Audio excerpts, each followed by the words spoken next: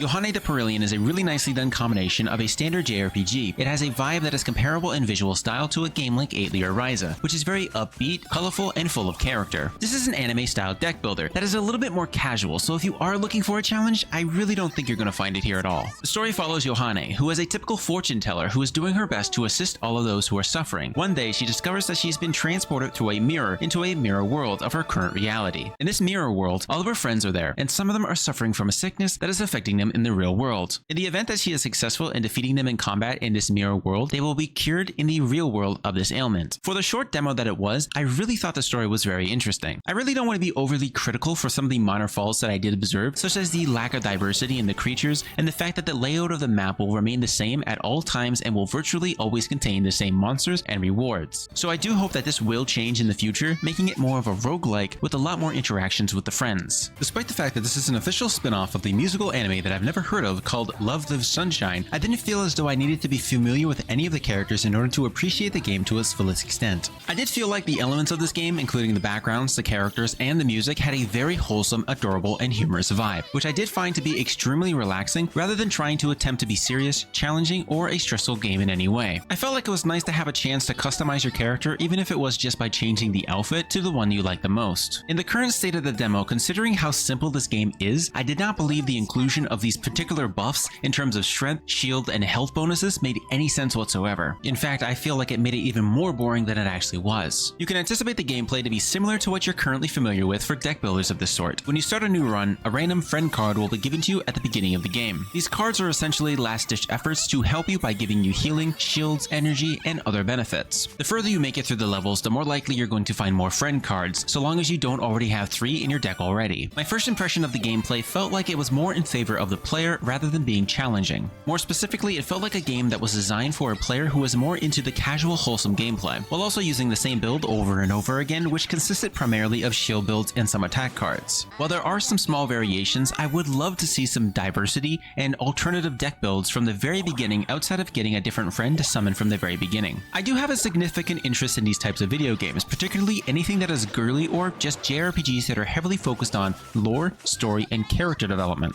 I felt like the incorporation of this kind of aspect into a deck builder was both refreshing and inviting. When the game is finally released, I will most certainly be taking a more in-depth look at the gameplay and the story. However, I am afraid that this game will not be exactly an exciting and challenging game if they choose to keep it as casual as it is. While all the elements are here for a very engaging and fun anime environment where you can relate to each character, it just feels lacking in terms of replayability if everything stays linear and not at all difficult. I'm very hopeful that it will be adjusted, or at the very least have the option to choose your preferred difficulty, because that is what makes games like this one that you will most likely return to.